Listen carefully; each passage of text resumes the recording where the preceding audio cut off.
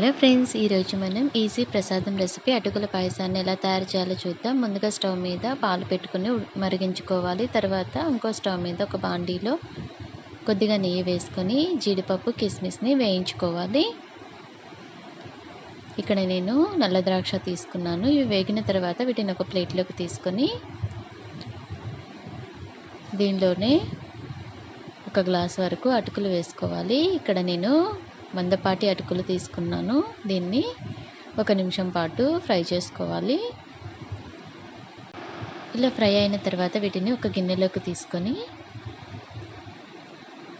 పాలు పొంగి వచ్చిన తర్వాత ఈ అటుకులని పాలల్లో వేసుకొని ఉడికించుకోవాలి.